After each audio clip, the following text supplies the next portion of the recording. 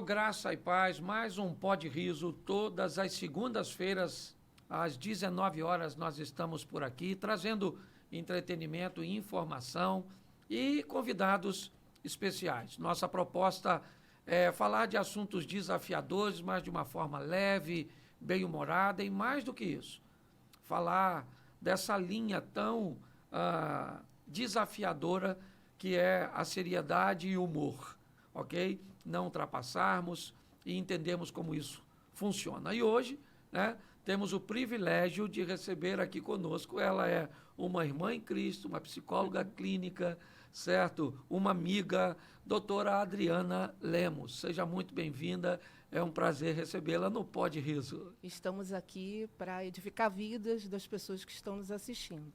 Em primeiro lugar, essa questão, a importância do humor num ambiente, né? Depois nós vamos falar dos limites que não deve ser ultrapassado, mas eu queria ouvir da senhora quais são os benefícios de uma pessoa bem-humorada, certo? Não apenas em si mesmo, mas no ambiente que ela frequenta, seja a família, o ambiente corporativo, a sociedade. Queria ouvir um pouco essa visão especializada, ok? De alguém que entende do assunto, falando da importância do humor. Bem, o humor, ele é muito importante tanto para a saúde física, psicológica e espiritual, né? Por quê? Porque quando a pessoa ela está bem-humorada, ela automaticamente ela tem um comportamento de rir, de dar gargalhada, e isso exercita o cérebro. Quando exercita o cérebro, a endorfina ela é colocada no sangue, e isso amortece dor, anestesia dor emocional, diminui o estresse e aumenta a imunidade do corpo, traz socialização, porque uma pessoa bem-humorada, ela não quer ficar sozinha. Ela sempre busca uma outra pessoa para estar conversando, para estar falando, então ela sai desse estado de estar só, na solidão, e busca um local onde ela vai se socializar, onde ela vai para grupos para poder conversar, bater papo, fazer trocas, né? Então, o benefício do humor é muito importante. Apesar das pessoas acharem que muitas das vezes o humor atrapalha, mas o riso é uma coisa muito séria, né? E é o remédio. Rir é um grande remédio para as pessoas. Bom, então, peraí. Deixa eu entender isso aqui direito. Até porque eu sofro, né, já sofri mais, de humorfobia. Sim. Certas pessoas não gostavam muito desse jeito bem-humorado. Mas, fisicamente, eu queria entender um pouco para o corpo, a parte física, os benefícios de sorrir, de ser alguém bem-humorada. Tá, uma pessoa bem-humorada, ela tem mais disposição física. Ela tem até vontade de fazer exercício físico, que também libera a endorfina, né, a serotonina e a dopamina, que são os hormônios da alegria, da felicidade. Então, ela vai ter mais disposição física para fazer qualquer outra atividade. Então, bem-humorado deve ser... Mas eu sou bem-humorado e eu estou com dificuldade de fazer exercício físico. Eu acho que eu tenho que melhorar um pouquinho. Pois é. Tá certo? Mas, mesmo assim, mesmo não fazendo exercício físico, o cérebro ele é exercitado. Quando você dá uma gargalhada, isso é cientificamente comprovado.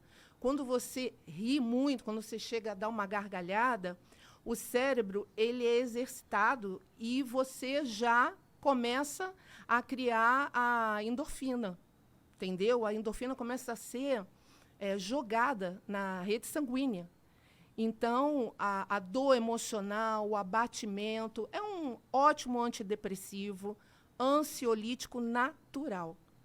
Bom, eu já vi algumas reportagens, alguns documentários, as pessoas fazendo pesquisas em ambiente onde metrô, trem, Sim. ônibus, alguém do nada começa a dar gargalhadas.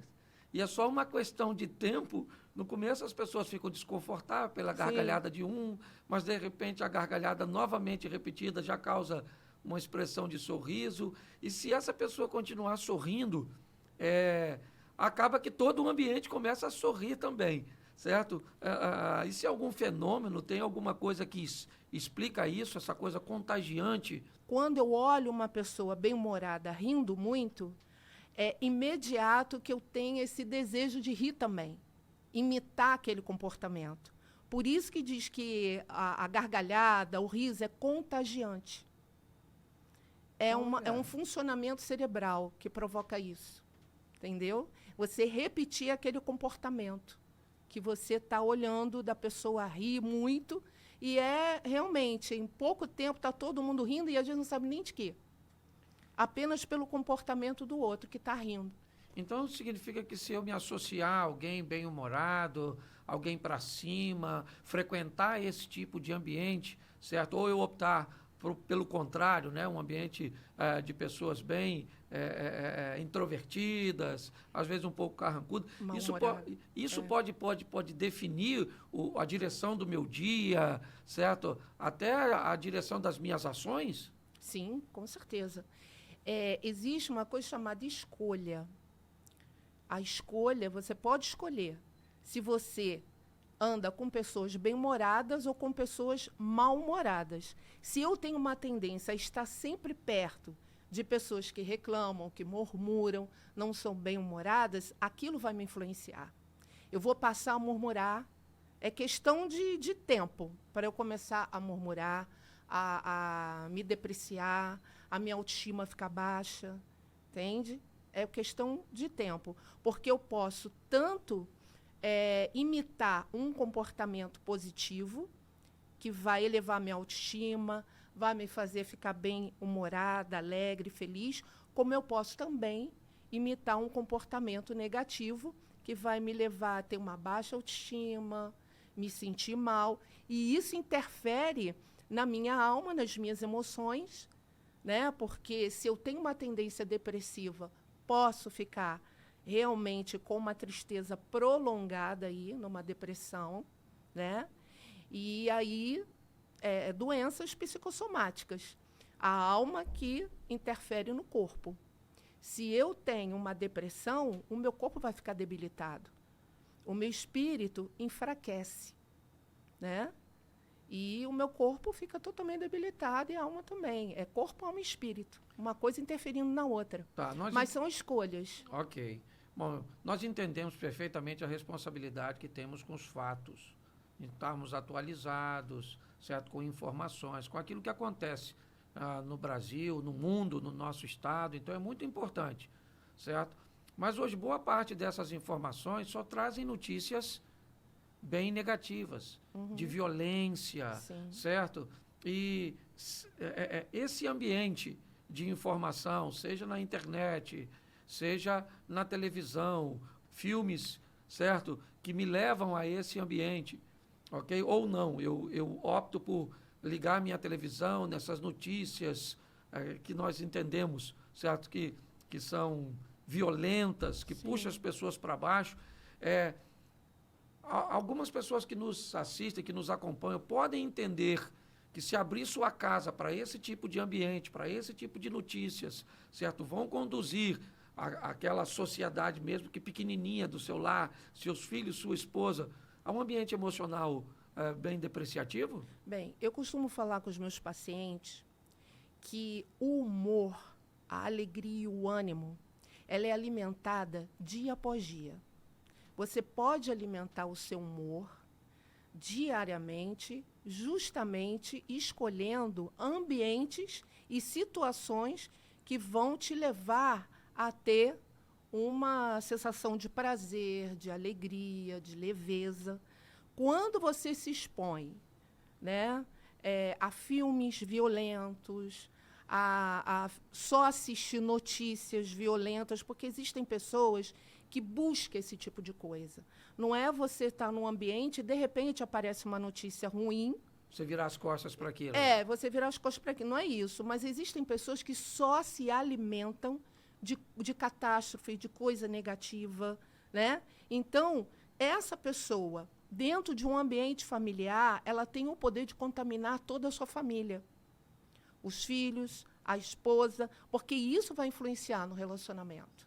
Não tem como não influenciar, entende? Essa pessoa vai se tornar, com certeza, bem mal-humorada, não vai querer se envolver com os filhos, vai ter dificuldade de aceitar convites para o prazer, o bem-estar, se envolver de uma forma positiva com a família, né? Geralmente ela vai estar muito para baixo, nunca vai ter tempo, vai sempre fugir desse relacionamento familiar de uma forma positiva, saudável, entendeu? Porque o humor, ele afeta diretamente a saúde mental. Humor positivo, né? Porque existe aí uma diferença, né? Do humor positivo e do humor sarcástico Depreciativo, e depreciativo, né? de zombar, né? Meio ácido. Eu estou falando do humor positivo que leva a uma saúde mental. Então, em todos os relacionamentos desse indivíduo que tem essa tendência, ele vai influenciar os outros. Se ele está no trabalho e é uma pessoa carrancuda, mal-humorada, as pessoas vão querer se afastar deles, com certeza. A família já não vai aguentar mais. Por quê? Porque é uma pessoa que tem dificuldade de entrar num entrosamento familiar saudável. Ela vai estar sempre reclamando, as coisas nunca vão estar legais para ela, tem sempre um senão. É aquele tipo de pessoa que vai numa festa, em vez de se divertir, se relacionar, fazer conexões, ela fica sentada reclamando das coisas que ela não gosta. Ah, porque está calor, porque tem pouca comida. Ah, porque isso aqui está muito barulhento, é melhor a gente ir embora. Ai, mas que coisa chata. Então, a pessoa começa a se tornar cada vez mais antissocial. Bom, eu estou gostando dessa conversa. Vamos lá. Pelo seguinte, porque, presta atenção, hoje boa parte do ambiente que nos rodeia tem tendência a nos empurrar para esse tipo de situações. Sim. E muitas pessoas que não eram pessimistas ficaram pessimistas, certo? Eram mais sociáveis, se tornaram insociáveis, certo? Então eu vou querer alguma ajudazinha aí, certo? Um atendimento gratuito. Sim. Aqui, tá certo? O que alguém que, olhando para si hoje, um dia já se viu bem-humorada, para cima, festeira, interativa, e hoje não consegue se ver assim, né? Dá uma dica aí, de repente, até falando direto aí para a câmera, para eles, mas eu queria, porque acredito que muitas pessoas hoje, olhando para si, nem gostam muito do que está vendo.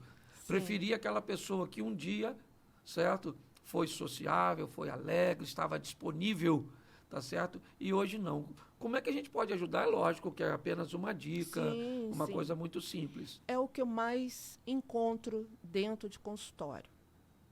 A maioria dos meus pacientes, eles reclamam muito.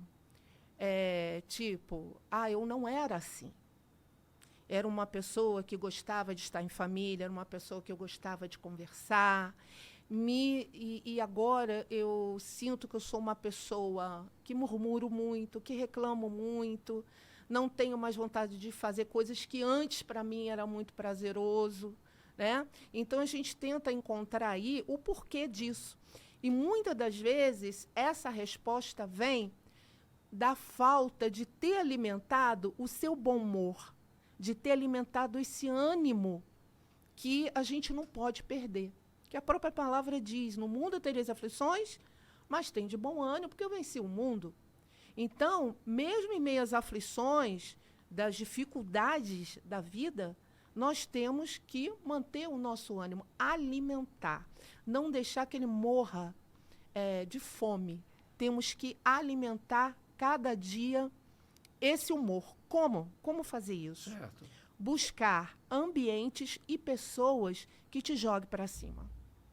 Ambientes alegres, passear mais com a família, se envolver mais com sua família, ouvir mais o que eles têm a dizer, praticar a gratidão, porque tem pessoas que são frustradas porque queriam ter muitas coisas, mas se esquece de agradecer das coisas que tem, que são muito legais.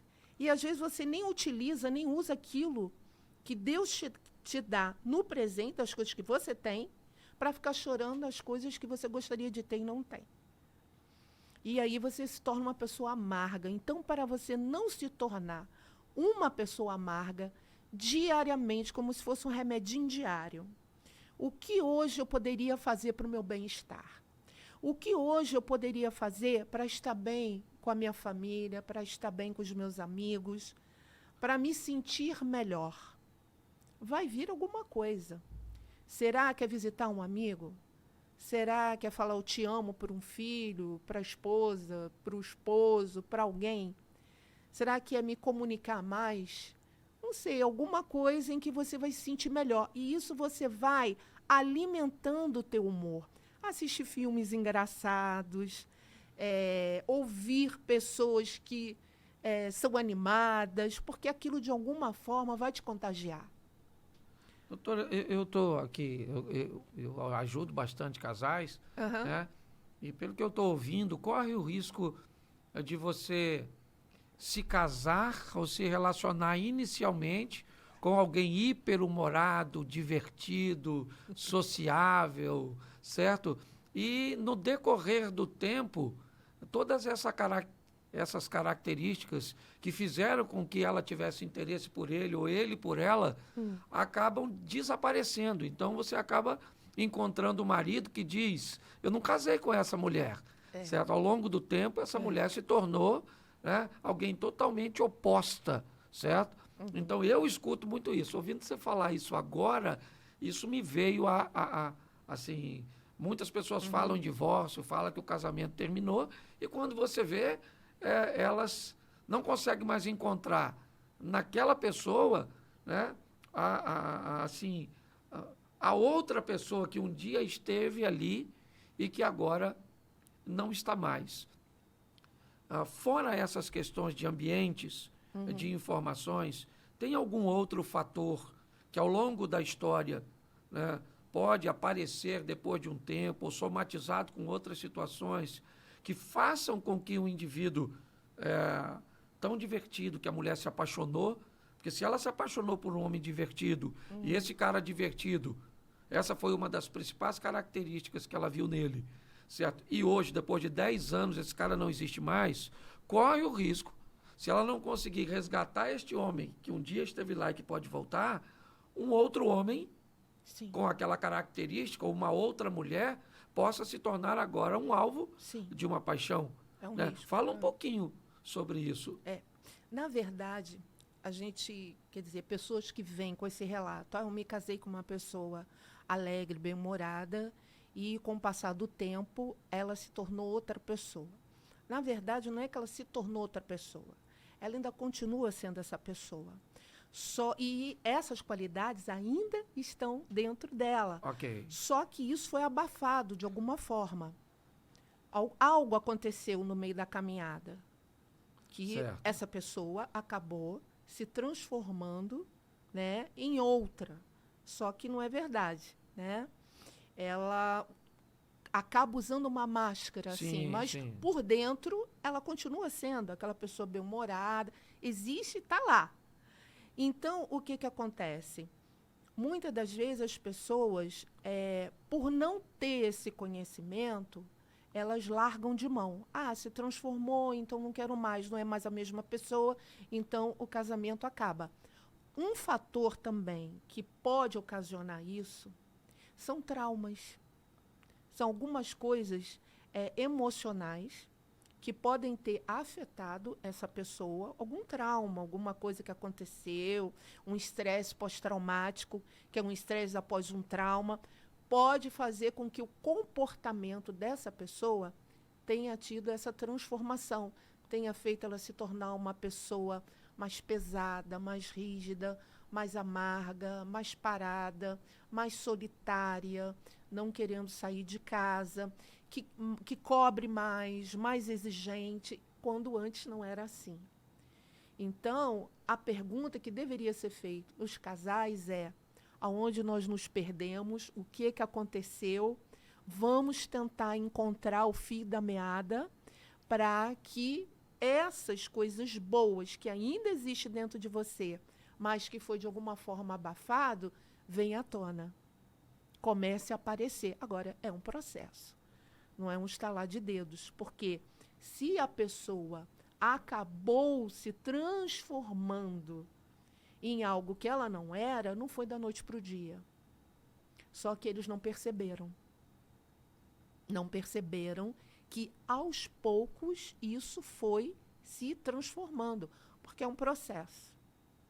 Então, tem que ter o caminho de volta, o processo para reverter e descobrir esse fake, né, que acabou se tornando o marido, ou esse fake que acabou se tornando essa mulher, venha a ser desfeito e descoberto, e aí as coisas começarem a mudar. Tá bom, Mas então, para isso precisa querer. tá, vamos entender um pouquinho então Tá. sobre esse humor depreciativo, Sim. ok? Pessoas que utilizam o humor agora de forma incorreta. Vamos usar Ácido. o pó de riso, Tá. na verdade, agora como se... Será que pode se rir dessa carência, desse defeito, dessa situação? O que um humor negativo, o que um apelido ruim, certo? O impacto nessa num podcast que eu fiz com Maurício Manfrini, ele disse que não existe humor sem vítima. O humor sempre tem que trazer uma vítima. Às vezes a Vai ser vítima é a engraçado. sogra, exatamente. Tem sempre que... Mas onde é que né? Ou com quem, às vezes, nós podemos fazer uma brincadeira com alguém que vai aceitar essa brincadeira perfeitamente, vai diluir com facilidade, certo? Existe alguma coisa que a gente pode fazer, pois eu, principalmente, já errei muito na medida. Sim. Hoje, com mais maturidade, já contei uma piada fora de hora, eu já fiz algumas coisas, né, que hoje eu não faria mais.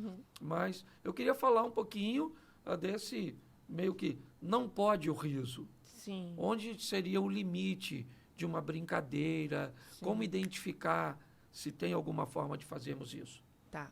Existe um sinal que, para mim, assim, é muito legal para você perceber se esse humor está sendo saudável ou não, Ok. digamos assim. Ok. Primeira coisa, se eu estou rindo com a pessoa, tá ok. Agora, se eu estou rindo da pessoa, aí já não é legal. Ok, legal, legal. Se eu estou rindo com a pessoa, ela está interagindo com a minha brincadeira, com o meu humor, e isso está sendo legal para ambas as partes.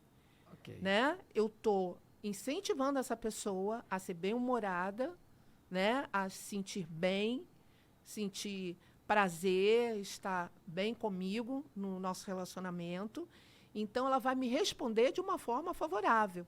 Agora, se eu estou rindo da pessoa, percebendo algumas falhas dela, né? Na minha intimidade que eu tenho com ela, passo a conhecer essas falhas, e aí eu uso isso, mesmo que de uma forma de brincadeira, de humor, eu acabo atingindo ela. Que aí eu começo a rir dela e não com ela, porque, às vezes, eu estou tocando em uma ferida dela, e sem saber. E aí, o legal, né, quando se usa o humor ácido, é quando a pessoa fica constrangida. Quando você percebe que a pessoa não gostou, aí você quer avançar com aquilo, porque aí que é engraçado.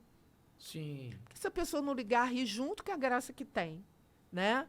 Então, quem usa o humor ácido, ele percebe as falhas, aquilo que não é legal, e usa na brincadeira e acaba atingindo de forma terrível aquela pessoa, se tornando um bullying, por exemplo. Então, se alguém fizer uma brincadeira indevida, rir daquilo que não poderia Sim. ser um motivo de sorriso, Sim. certo? Isso pode remover a pessoa desse ambiente agradável e dizer, eu não quero mais isso, empurrar essa pessoa para um ambiente de exclusão? Sim, e essa pessoa começa a fugir de todos que são bem-humorados, porque ela vai sentir medo de que use da mesma medida que usaram com ela, com humor ácido. Ela não consegue separar que existem pessoas que usam humor ácido e outras que não. Existem pessoas que usam humor saudável, mas ela começa a se afastar de todo tipo de pessoa, de se relacionar, né?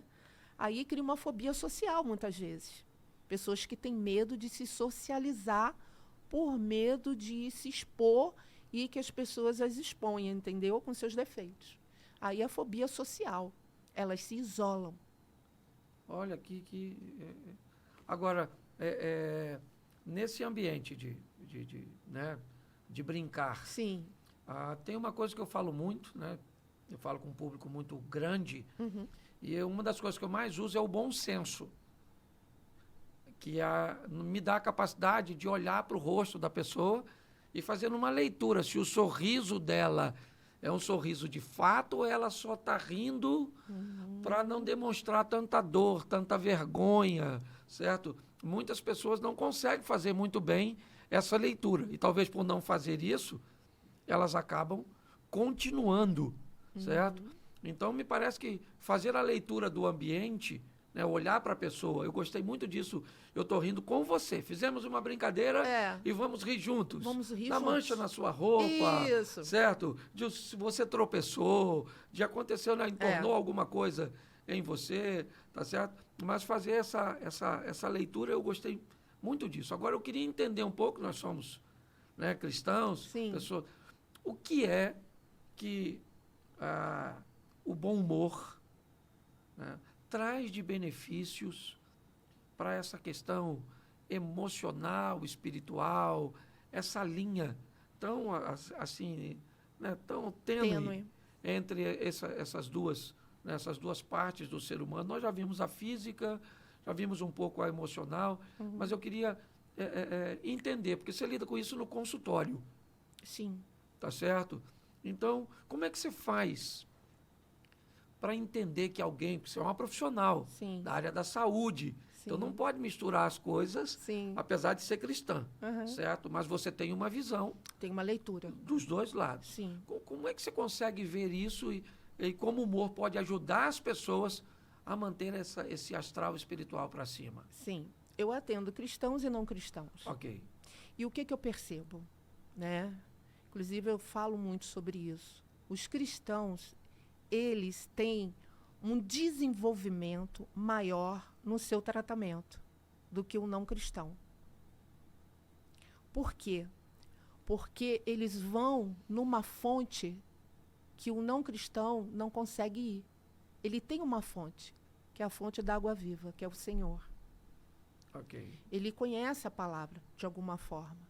E a palavra, o Senhor fala, tem de bom ânimo, porque eu venci o mundo. No mundo tereis aflições. Então, é como se ele já soubesse que ele vai ter aflição, mas ele tem um ânimo que vem de Deus.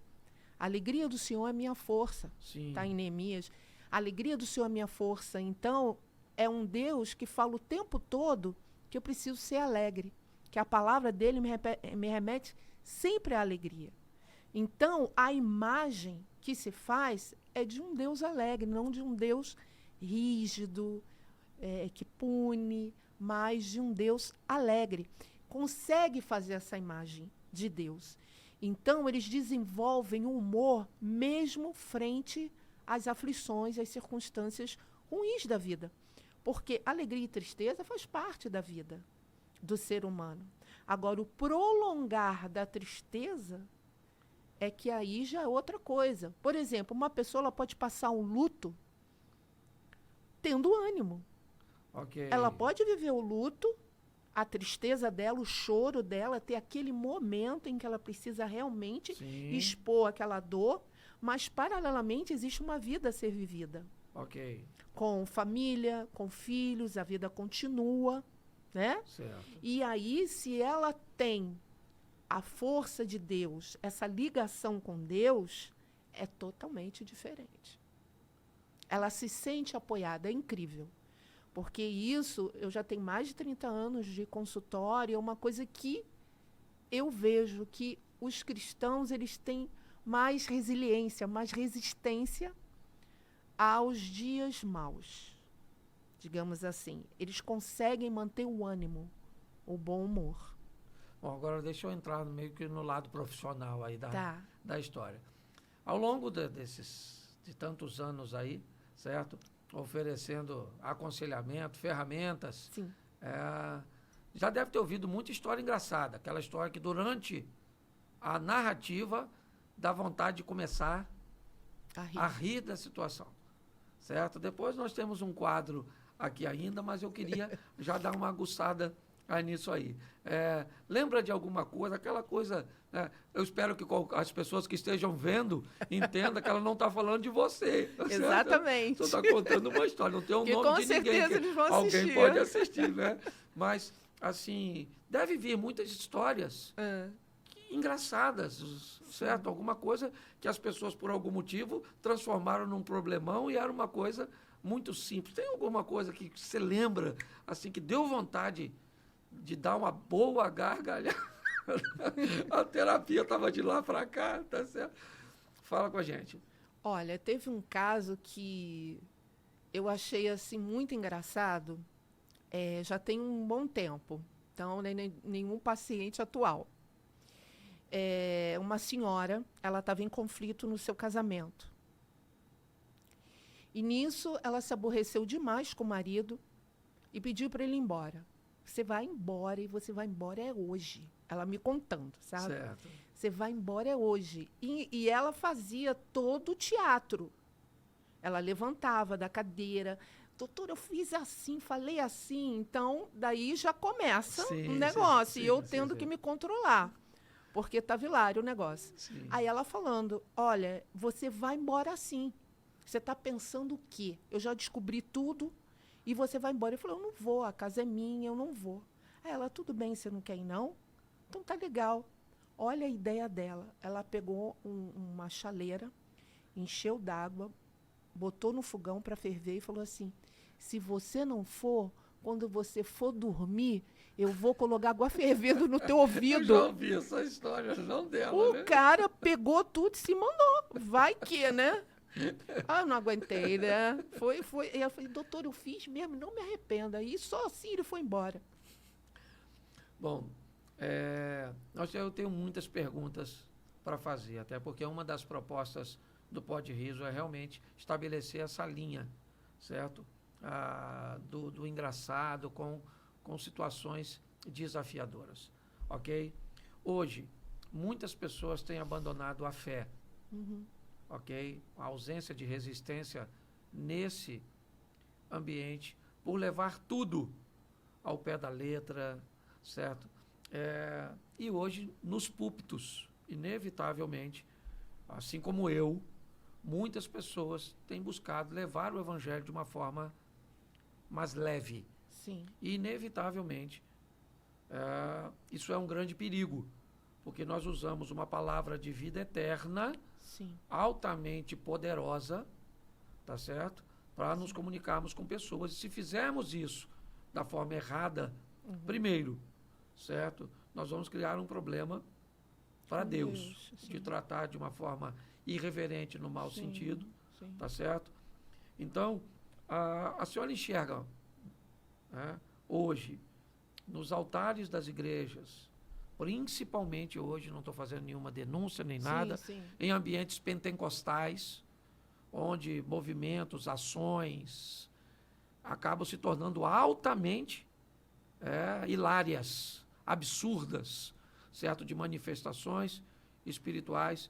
Eu, como pastor, eu vejo o perigo, certo? Criarmos um conteúdo onde as pessoas não vão encontrar a fé, mas sim o sarcasmo, sim, né? Ao invés de aproximarmos as pessoas da igreja e da palavra de Deus, vamos fazer o contrário. Eu sei que você tem acesso a isso, certo? Eu queria te perguntar como você enxerga isso.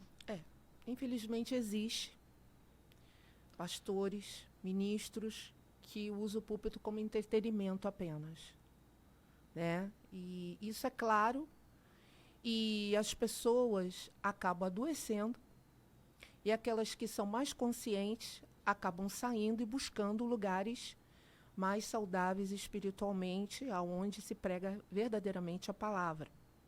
O fato de você usar humor não tem problema nenhum. Humor traz alegria, feito com consciência, com legitimidade e sabendo o que você está falando. Existe uma diferença entre humor e brincadeiras, né?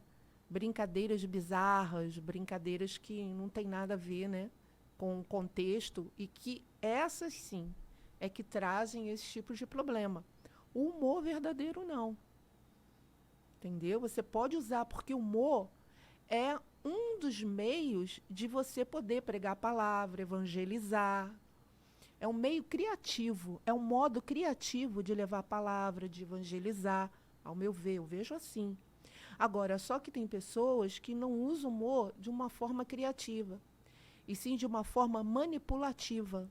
Manipulam através das brincadeiras, falando coisas que não deve, né? E as pessoas fragilizadas, que estão ali em busca de uma ajuda, de algo, acabam sendo manipuladas nesse meio, né? E sendo usurpadas, por exemplo, né? Então, isso não é legal. Então, existe uma diferença entre humor e brincadeira sem sentido. Bom, agora eu quero falar um pouquinho do público infantil. Ok, essa é uma área que eu tenho buscado investir, tanto na igreja, certo?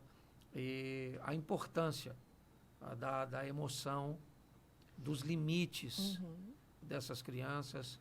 E eu quero usar o Pode Riso agora para os comportamentos indevidos das crianças que os pais resolvem com um sorrisinho. As crianças desobedecem, recebem um sorriso, as crianças ultrapassam os limites, e o que elas recebem, certo? Eu costumo dizer que, na minha época, uma criança desobediente recebia uma disciplina. Sim. Hoje ela recebe um diagnóstico, tá certo? Então, eu quero falar um pouco sobre isso, porque, às vezes, me parece que os pais vão precisar criar um mundo só para seus filhos. Eles estão sendo tão mal criados, ok? Sem limites, tá certo? E eu sei que muitos pais bem intencionados não querem criar nenhum trauma nos filhos, não querem colocar os filhos para baixo, mas acaba não estabelecendo limites. Então, vamos lá. Um pai pode rir de um filho abusivo, mal educado, sem limites, certo? A gente já sabe que não. Mas como corrigir isso? Como fazer isso da forma correta? Bem, aí já tem um problema, porque um pai que ri de um comportamento abusivo do seu filho, ele tem algum tipo de problema que ele teve na infância dele, porque ele começa a pensar que colocar limite no filho seria uma forma violenta ou agressiva para com essa criança, quando não é. Então, é preciso que esse pai e essa mãe tenham consciência do que é limite. Então, peraí, deixa eu só entender aqui. Então, eu posso não oferecer limites, certo? Porque alguém estabeleceu um limite, às vezes de uma forma muito violenta sobre mim. Isso. Certo? Isso. Então, eu tenho dificuldade de dar esse limite para o outro, porque se refere a mim, do que eu passei na minha infância. Ou eu também posso não dar o limite porque eu não tive o limite. Também. Então, explica isso aí, que eu gostei. Isso aí. Esse pai pode não ter tido limite, alguém para dar limites para ele, ou então ter tido um pai, por exemplo, muito agressivo, né? Que batia muito, botava muito de castigo, sempre na ignorância, na brutalidade. E aí ele começa, vamos usar assim um termo, a afrouxar demais no relacionamento dele com o seu filho.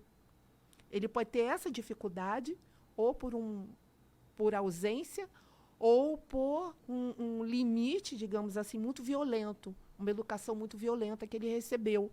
Então, ele fica com medo de repetir o mesmo padrão. E aí ele tem dificuldade de colocar limite. Ou seja, ele não vê o limite como um ato de amor, de cuidado com o filho, porque, na verdade, o limite é isso. É você falar para uma criança, daqui você não passa, porque esse é seu papel de pai e de mãe. Porque a criança, ela não tem limite. Okay. Ela não tem limite. Quem vai dar esse limite é o pai e a mãe.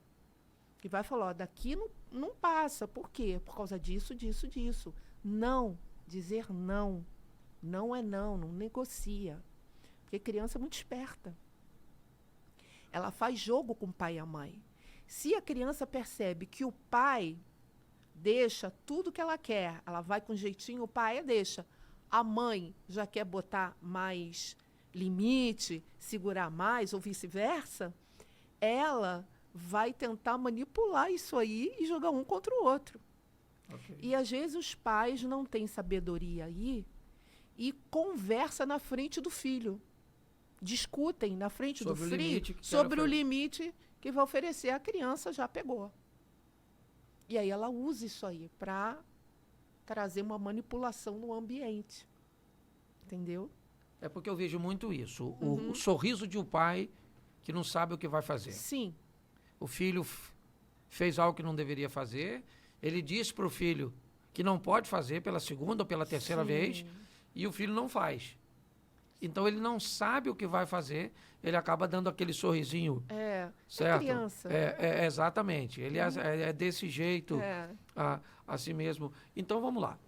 A Bíblia diz que a vara da disciplina, certo? Ela livra a criança de um caminho ruim, Sim. certo? Hoje, disciplina, para muitas pessoas, virou violência. Qualquer tipo de disciplina, certo?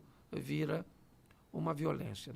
Eu não estou aqui promovendo violência Sim, claro. doméstica, não tem nada a ver com isso. Mas nós aprendemos com uma correção, né, que ela foi bem, vamos dizer, distribuída entre chineladas, varadas, certo? E outras disciplinas que vinham juntas, limitações. Nós vivemos hoje uma geração bem próxima de uma ausência de limites, e se vivemos, para onde uma sociedade caminha desse jeito, se continuarmos rindo do mau comportamento de nossas crianças? Sem atuar com limites ou com uma disciplina para o caos. E nós já vimos isso. A quantidade de adolescentes e jovens com problemas emocionais é muito grande. Jovens que não se sentem amados, jovens que estão perdidos em suas escolhas, não sabem o que é. Se frustra por alguma coisa, não sabe lidar com aquela frustração. Começa a se cortar, se automutilar, a fazer escolhas erradas, andar com pessoas erradas. Então, as consequências nós já vemos. Já estamos vendo. E a tendência é, infelizmente, piorar se cada família, se cada pai, se cada mãe não acordar para isso. Bom, é um assunto sério que eu quero tratar Sim. aqui agora. É o seguinte, é muito comum, né? Nós estamos aí, eu, por exemplo, já fiz parte, estou fazendo parte de 2 gerações, quase indo para a terceira, tá certo? Então, eu vi muitas mudanças. Quando a Bíblia, né, quando as pessoas diziam antigamente, de 1000 passarás, Sim. mas a 2000 não chegarás, que o mundo acabaria Uhum. no ano 2000, na verdade, para mim, o mundo acabou no ano 2000. Nunca mais foi o mesmo mundo. A velocidade de mudança, aquele mundo, até aquele presente momento, ele deixou de existir para a entrada de um novo outro modelo, de um outro modelo de mundo.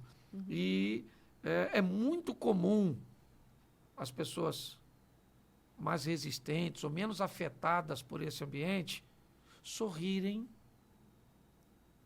certo? Fazerem piadas.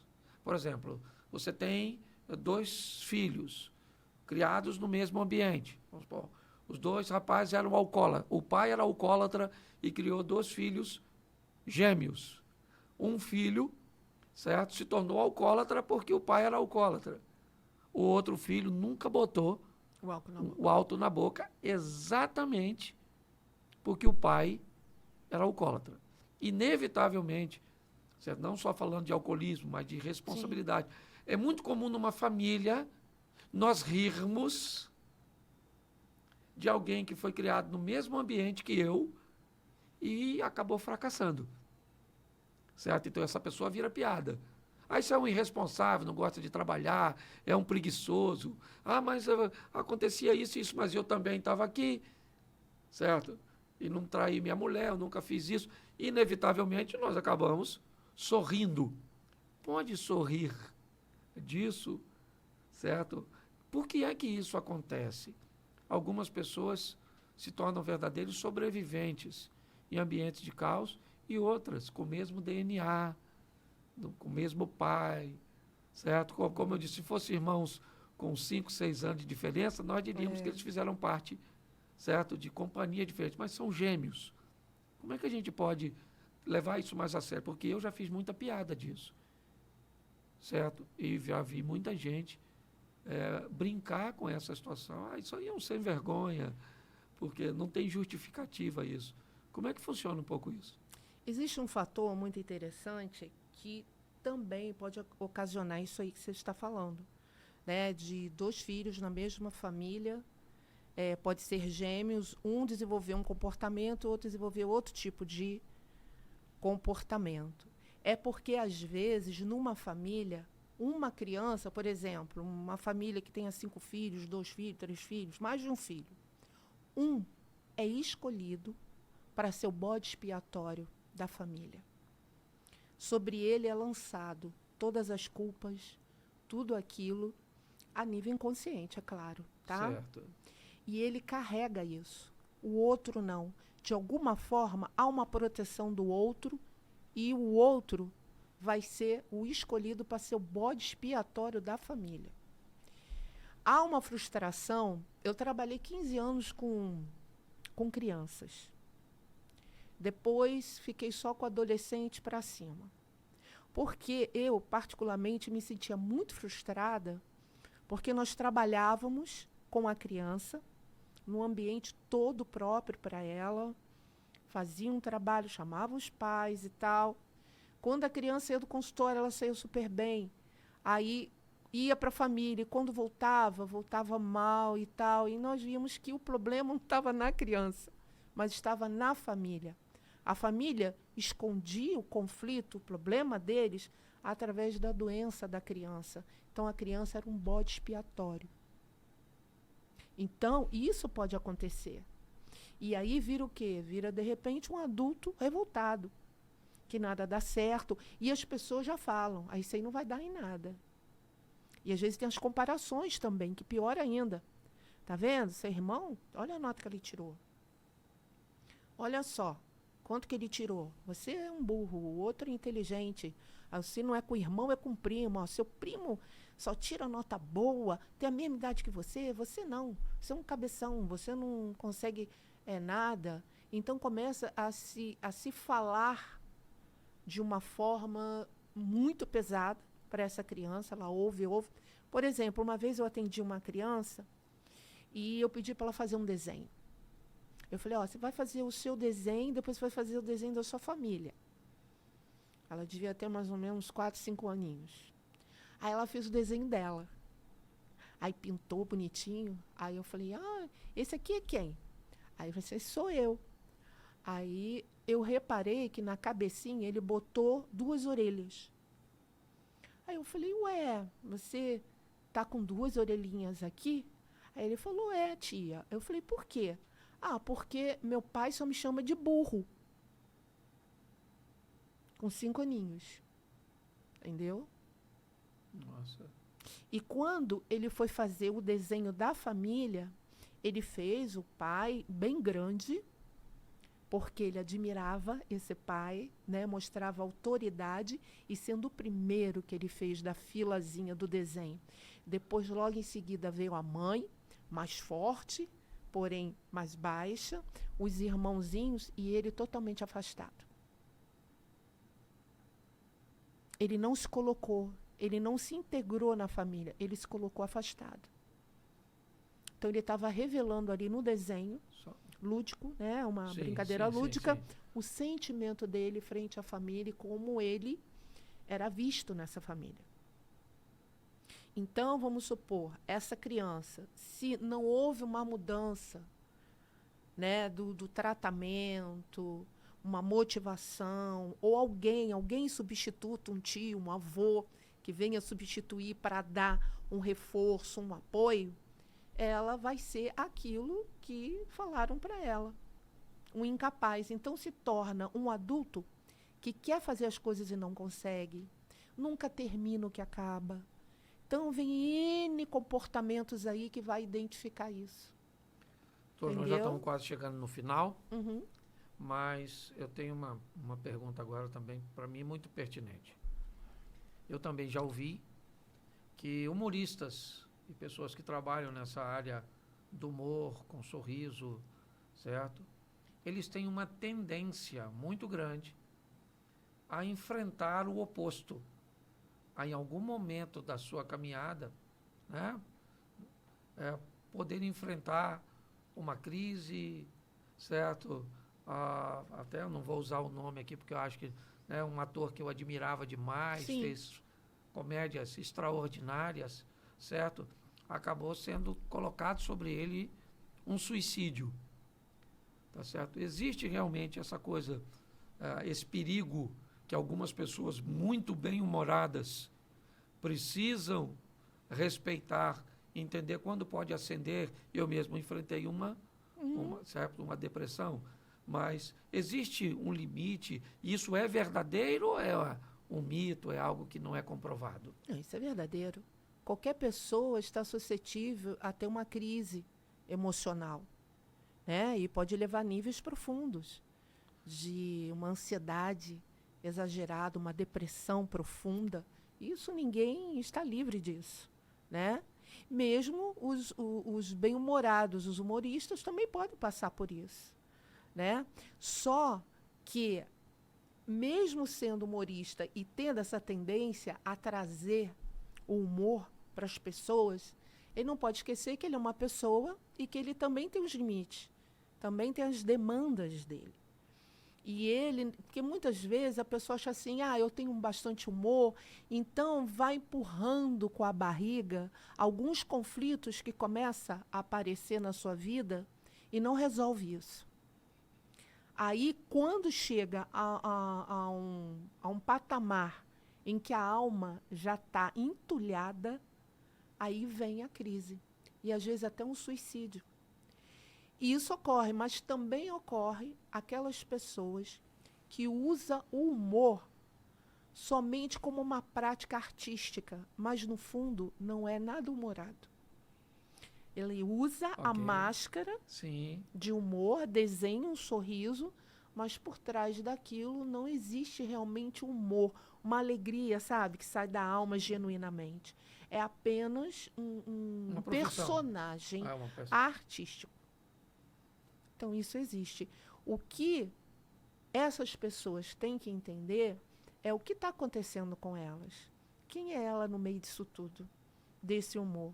Será que realmente eu tenho humor que sai da alma e tal? Então, eu tenho que me preocupar com a minha vida, com as minhas demandas, como qualquer outra pessoa. E se eu sentir que existe algo que é uma falha, algum tendão de Aquiles, entendeu? Que eu tenho, então eu vou ter que tratar. Eu não posso ignorar e passar por cima disso, porque lá na frente isso vai me ser cobrado. Bom, dá uma dica para a gente, então. Entender um pouquinho, mesmo que de uma forma superficial, a diferença de uma tristeza, certo?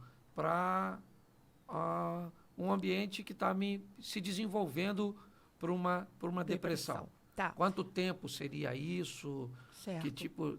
Explica um pouquinho, que isso é muito importante para algumas pessoas que às vezes não têm acesso. Certo. Né? Porque hoje ainda é um grande tabu falar de saúde emocional. Sim. Indicar alguém aí a um psicólogo, um terapeuta, um psiquiatra. Às vezes eu faço brincadeiras na internet. Esse dia eu fiz uma brincadeira dizendo que a cintada, certo, da minha mãe me livrou de muitas terapias. Aí alguém foi lá e já bateu em mim, dizendo que eu não, certo, estou contra o profissional da saúde mental. Mas não é nada isso. Mas é importante entender quantos dias uma tristeza pode durar, se passar disso, para onde vai. Dá uma dica aí. Tá. Como eu disse anteriormente, a tristeza e a alegria, ela faz parte da natureza humana. Agora, quando isso se prolonga, uma tristeza prolongada, vamos falar em um processo de luto, ou por perda ou por morte, né? Ou por separação ou por morte. O luto, ele tem começo, meio e fim. Separação, como assim? Separação das pessoas, por separar, ela entra em luto. Ou então, é quase por morte. A mesma coisa? Sim, sim. Então, alguém pode sentir o luto por um divórcio? Sim, com certeza. Eu não sabia disso, não. Pode sentir luto até a perda de um animal. Sim, é por separação ou por morte. O luto é qualquer coisa que venha abater a tua alma. Você entra em luto, em tristeza. Tristeza profunda. Às vezes tem aquela tristeza normal, né, que a pessoa sente, sim, como a alegria que faz parte da natureza humana. Então, um luto bem fechadinho, ele dura no máximo 2 anos. A pessoa pode ficar nesse processo de expurgar a dor, né, se despedir e tal. Passou de 2 anos, aí já é um problema. A pessoa já está em crise profunda de depressão. Isso dentro de um luto. Agora, fora um luto, vamos supor que a pessoa não teve nem separação, nem morte de alguém, mas entrou numa crise existencial, algum trauma, alguma coisa. E aí, às vezes, é uma tristeza simples, é uma tristeza passageira. E, às vezes, essa tristeza começa a se prolongar. Sinais de que essa tristeza já passou dos limites e você pode estar caindo numa depressão, tá? Você começa a perder o apetite pela vida. É como se você colocasse um óculos e o colorido da vida só virasse preto e branco. Um óculos de preto e branco, e você só usasse aquilo ali. Aquilo que você tinha mais vontade de fazer, você já não tem mais gosto de fazer. Você começa a querer se isolar. O social já te irrita. A irritabilidade aumenta muito. Então, você já evita convívio social. Você já se isola. Às vezes, perde o sono ou dá muito sono. Mau humor te acompanha na depressão. E, às vezes, quando está um nível muito profundo de depressão, a pessoa não consegue, às vezes, nem levantar da cama e muito menos vontade de tomar banho. A higiene mesmo, pessoal, ela é afetada. A autoestima é a primeira a ser afetada. Então, isso já são sinais de que não é mais uma tristeza normal, digamos assim. Mas sim já entrou num quadro de depressão, doença da alma profunda. Bom, né? Só se eu sei que vai variar, mas, por exemplo, assim como o luto leva 2 anos, sim, para uma cura total, essa tristezazinha, mesmo que seja existencial, a perda de um emprego, alguma coisa desse tipo, certo? O que seria um curso normal de dias? Eu estou tristinho, estou abatido, já tem uma semana que eu estou assim. Como é que seria? Um mais padrão ou menos normal, 1 mês. Passou então, de 1 mês, aí já começa a... Peraí, o que é isso? Que perder meu apetite pela vida? Mais de 1 mês é muita coisa. Ok. Então, para quem aí, de repente, perdeu o casamento, Tá em fica luto. triste 1 mês. Fica. Só 1 mês só. Depois você, certo? Volta para a mulher de novo, porque aqui a gente não está propagando, tá certo? Se sua mulher morreu, você deu sorte, não é verdade? É uma vida que segue. Brincadeira à parte, é só para descontrair. Doutora, nós estamos terminando. Sim. E nós temos aqui um quadrozinho, certo? Na caixinha, Sim. aqui rindo e refletindo. Certo. Tá certo? Você vai tirar um papelzinho aqui, ok? E você vai ler aí e vai responder. Lê aí pra gente. Paixões e hobbies. Vamos lá. Suas paixões e seus hobbies. Não vale falar paixão, filho, não. Porque você recebe mulher, minha paixão é meu filho. Não. Arruma um marido, arruma alguém para se apaixonar. Aqui não vale nem filho, nem cachorro, tá certo? Puxa, eu ia falar dos meus bichos, mas não pode, né? Uma paixão. Uma paixão... Eu tenho uma paixão, assim, de conviver com pessoas e sentir que eu estou sendo positivo para aquela pessoa. Isso é uma paixão. É saber que aquela pessoa se sentiu melhor, está bem, por algo que eu transmiti para ela. Então é meio quase assim, a grosso modo, eu tenho paixão por me sentir usada, no bom sentido. Isso, no bom sentido. Se alguém me usa, né? Sim. Ou se eu faz bom uso de mim, da minha presença. E a pessoa até fala, puxa, aquilo foi tão importante que você falou. Legal. nem nível profissional, mas de amizade mesmo, de relacionamento de amizade, Certo. né, das minhas amigas e tal. Então, eu tenho essa é uma paixão. Hobby. Um hobby que eu tenho. Aquilo que vai dar para. Se pudesse fazer todo dia, faria, faz 3 vezes por semana, alguma coisa que seja realmente algo. Que eu gosto. Natação. Ah, é? Natação. Amo nadar. Ah, que legal. Que legal. Tem uma piscininha lá em casa, mas não dá para dar muita abraçada, mas mesmo assim eu uso. Pelo menos para boiar, né? Pelo menos eu boio, faço exercício de hidroginástica, mas amo nadar. Bom, doutora Adriana, muito obrigado. Foi uma honra muito grande recebê-la. Um conteúdo realmente muito bom, agradável de se ouvir. Bom, gente, nós estamos chegando ao final do nosso podcast, o Pod Riso, ok? Onde sempre vamos estar trazendo pessoas especiais, tratando de temas especiais, e você é o nosso convidado. Sempre às segundas-feiras, às 19 horas, nós vamos estar aí com esse conteúdo abençoador. Um grande abraço. Doutora Adriana, muito obrigado por sua presença. Obrigada pelo convite. Que Deus abençoe a todos. Graça e paz.